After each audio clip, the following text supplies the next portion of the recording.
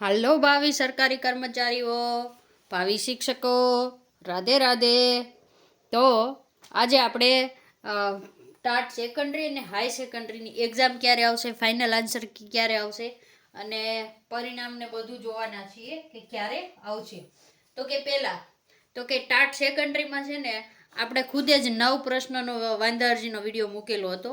જેણે ન જોયો હોય તે જોઈ લેજો અને તમારા કેટલા સુધરે છે એ જોઈ લેજો એમાં જઈને.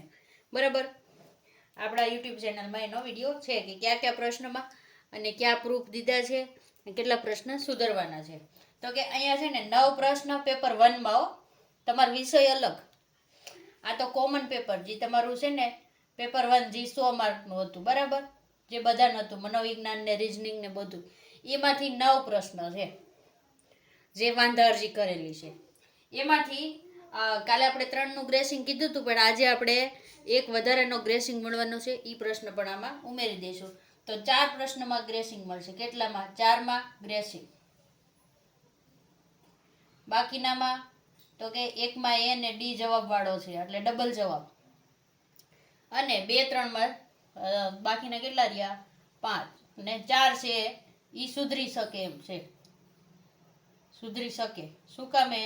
તો કે એક તો કલમ 21 વાળો છે, બરાબર, એ તો જવાબ સુધરશે જ તમારો. પછી એક અલ્પબુદ્ધિ વાળો છે, એ પણ જો ગ્રેસિંગ આપે તો ગ્રેસિંગ, ન કર એમને. અને આમાં તમને એમ થશે કે આ 4 પ્રશ્નમાં ગ્રેસિંગ તો કે મળશે 99.99% ગ્રેસિંગ મળશે. શું કામે? તો કે પેલો એનઈપી વાળો હતો, તમને ખબર હોય તો. પેલો કયો હતો? એનઈપી 2020 નો પ્રશ્ન હતો. એમાં એક ઓપ્શન જ સાચા નહોતા. શું હતું? બધા ઓપ્શન કેવા હતા? ખોટા હતા. પછી તમે એમ કહેશો કે બીજો પ્રશ્ન, તો કે બીજો પ્રશ્ન હતો ને એ નમોલક્ષ્મી વાળો હતો, બરાબર, નમોલક્ષ્મી. તો એમાં શું હતું? એમાં પ્રિન્ટ મિસ્ટેક હતી. પ્રિન્ટ મિસ્ટેક એક અક્ષરની તમે જુઓ, વિદ્યાર્થીઓ લખાઈ ગયું હતું, એમાં વિદ્યાર્થીનીઓ લખવાનું હતું, એટલે જવાબ એ કંઈ સાચો નથી. બરાબર, આ એક પ્રશ્ન થયો, આ 2 પ્રશ્ન થયા. પછી એક રીઝનિંગનો પ્રશ્ન હતો કોડિંગ વાળો, બરાબર, એક હતો રીઝનિંગ. તો એમાંય તમને ગ્રેસિંગ મળશે, કારણ એમાં એક લખવાનું જ ભૂલી ગયા હતા. એક અક્ષર આપેલો હતો એની સામે એનો અંક છે એ 9 લખતા ભૂલાઈ ગયા. કેટલા? 9 લખતા ભૂલાઈ ગયા હતા, એટલે 9 નહોતા લખ્યા, એટલે એને શું કહેવાય? પ્રિન્ટિંગ મિસ્ટેક હતી. એટલે આમાં પણ તમને મિસ્ટેક, બરાબર. તો કે ગ્રેસિંગ મળશે. અને એક આપણે કાલે કીધું હતું કે એક બીજો છે, એ છે ઇંગ્લિશનો, જ્યાં ફોગ આવે છે. ફોગ એટલે ધુમ્મસ. તો 4 ઓપ્શનમાં ક્યાંય ફોગ આપેલું નથી, એટલે એનો ગ્રેસિંગ આવશે. પછી એક કલમ 21 આવે છે જવાબમાં, બરાબર, 21A. તો એનું પણ આપણી પાસે પાક્કું પ્રૂફ છે, એટલે એ જવાબ તમારો બદલશે, બરાબર. એમાં તમારે કલમ 2 આપી છે ને એની જગ્યાએ કલમ 21 આવશે, એટલે આ પ્રશ્ન સુધરશે. આ થઈ પેપર નંબર 1માં. કેટલામાં? પેપર નંબર 1માં. ટૂંકમાં તમે ગણો તો 4 માર્કનું ગ્રેસિંગ તમારું પાક્કું પેપર નંબર 1માં. જે મિત્રોને ખોટા હોય એ એડ કરી લેવા. અને પછી તો કે પ્લસ તમારા વિષયમાં જે વાંધા અરજી થઈ હોય એ વિષયવાળા અલગ તમારા. એટલે ધારો કે આપણે સંસ્કૃતનો વિડીયો મૂક્યો તો તમને એનું જ ઉદાહરણ આપીએ. તો કે સંસ્કૃતમાં આપણે 4 થી 5 વાંધા અરજી કરી છે, એમાંથી એકમાં ગ્રેસિંગ મળે અને 2-3 સુધરી શકે, બરાબર. તો અહીંયામાં એડ થઈ જશે, એટલે 5 સુધરે તો તમારા 6 થી 6.5 માર્ક વધી જાય. માઇનસ પદ્ધતિ છે એટલે તો કે હવે મેન્સની તૈયારી કોણે કરાય? જેને 64 ને 62 ને હોય ને અને ગ્રેસિંગમાં તમારા માર્ક સુધરતા હોય ને, તો બધાએ, હું તો એમ કહું છું કે 62 કે 65 હોય ને પ્લસ, એ બધાએ મેન્સની તૈયારી કરવી. શું કામ કરવી? આમાંથી જો તમને ડબલ જવાબ ને ગ્રેસ મળે તો તમે 70 આરામથી પહોંચી જાઓ. અને આપણે 70નું કટ ઓફ રહેવાની પૂરી શક્યતા છે. ગયા વખતનું તમે જુઓ ને તો કે 2023નું કટ ઓફ કેટલું હતું? 2023નું કટ ઓફ કેટલું હતું ખબર છે તમને? કટ ઓફ 2023નું 70 હતું. કેટલું હતું 70. આ વખતે તમને 70ની કટ ઓફ આપી દે, જનરલ કટ ઓફ આવે છે બરાબર. 2023નું જનરલ કટ ઓફ 70 હતું. તો આ વખતે પણ તમને 70 આપી દે અને તમારે 62 ને 65 થતા હોય અને આ વાંધા અરજીથી પ્રશ્ન સુધરે તો તમે 70 પહોંચી જાઓ. તો અત્યારે જ મેન્સની તૈયારી ચાલુ કરી દેજો બરાબર. તો કે ટાટ સેકન્ડરીની ફાઇનલ આન્સર કી ક્યારે આવશે? તો કે એ છે ને જૂન મહિનામાં આવશે. ક્યારે આવશે? જૂન મહિનાના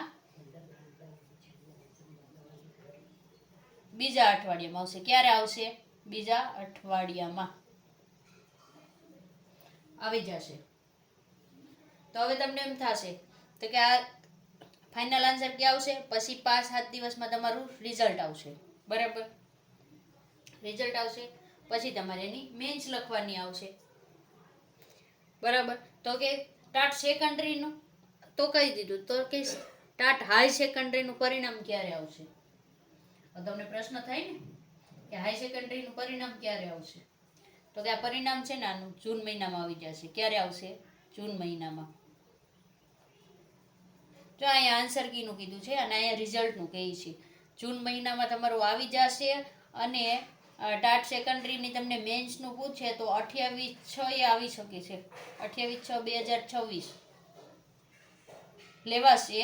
જો ફાઇનલ નથી પણ આપણે 50-50% વાળું કહી શકીએ કે આ તારીખે લેવાશે ને આ તારીખે ન લેવાય ને તો જૂન મહિનાના પહેલા અઠવાડિયામાં લેવાશે. ક્યારે લેવાશે? જૂન મહિનામાં જૂનના ફર્સ્ટ વીક લખી નાખીશ બરાબર. ફર્સ્ટ વીક એટલે તમે સમજી જજો શોર્ટકટ. તો કે ટાટ હાઈ સેકન્ડરી અને મેન્સ છે એ જૂનના ફર્સ્ટ વીકમાં જૂન નહીં હો, જુલાઈ આવશે હો. જુલાઈ લખવાનું, જૂન નહીં, જુલાઈના ફર્સ્ટ વીકમાં આવી જશે. જો અત્યારે જે મિત્રોને ટાટ હાઈ સેકન્ડરીમાં 70+ કોર્સ થતો હોય ને એને મેન્સની તૈયારી ચાલુ કરી દેવાની છે જુલાઈમાં પહેલા અઠવાડિયામાં. એટલે તમારી પાસે અત્યારે હવે 1 મહિનો તૈયારી કરવાનો રહ્યો છે. કેટલો? 1 મહિનો. આજ 27 તારીખ થઈ ગઈ છે એટલે આના 2-3 દિવસ ન ગણો તો એટલે જૂન આખો મહિનો તમારી પાસે રહેશે. તો કે હવે એમ થશે કે ટાટ સેકન્ડરી, તો કે ટાટ સેકન્ડરીની 25 તારીખે વાંધા અરજી પૂરી થશે બરાબર. હવે એ વાંધા અરજીઓ માટે કમિટી બેસાડશે, ચેક થશે, બધું થશે. પછી તમારી ફાઇનલ આન્સર કી આવશે. ફાઇનલ આન્સર કી આવશે. તો કે ફાઇનલ આન્સર કી ક્યારે આવી શકે? તો કે ફાઇનલ આન્સર કી છે ને તમારી એ આપણે અહીંયા કહી દીધું કે જૂન મહિનાના બીજા અઠવાડિયામાં આવશે બરાબર. તો કે તમારું રિઝલ્ટ તો કે જૂનના એન્ડમાં આવશે. ક્યારે આવશે? આપણે કહી દીધું છે એટલે દેવી આનું રિઝલ્ટ છે ને જૂન મહિનાના એન્ડમાં આવશે. એન્ડમાં આવી જશે. તો જે મિત્રોને ટાટ સેકન્ડરીમાં પણ જો આપણે વાંધા અરજીના પ્રશ્નો મૂક્યું છે જેને 70 કે 70ની આસપાસ થાય છે, 70ની આસપાસ થાય છે એને મેન્સની તૈયારી ચાલુ કરી દેવાની છે. આસપાસ થાય છે એને. અને આની મેન્સ ક્યારે આવશે? તો કે જુલાઈના એન્ડમાં આવશે. ક્યારે આવશે? ટાટ સેકન્ડરીની મેન્સ પૂછે તો જુલાઈના એન્ડમાં આવી શકે. ક્યારે? જુલાઈ એન્ડમાં લેવાઈ શકે. અને આ પરીક્ષા લેવાશે ને મિત્રો પછી જ તમારી ટેટ 2 આવશે. પછી જ તમારી ટેટ 2 આવશે અને ફરી પાછી ટેટ 1 દિવાળી પછી આવશે. તો જે મિત્રો આમાં બધી પાસ ના થયા હોય એને નાસી પાસ થવાની જરૂર નથી. તમારે ટેટ 2 માટે પર ફોકસ કરવાનું છે. હવે ટેટ 2 સપ્ટેમ્બરમાં આવવાની પૂરી શક્યતા છે બરાબર. તો તમે ટેટ 2ની તૈયારી ચાલુ કરી દેજો. જો વિડીયો સારો લાગે તો લાઈક કરી દેજો, ચેનલને સબસ્ક્રાઈબ કરી દેજો. રાધે રાધે.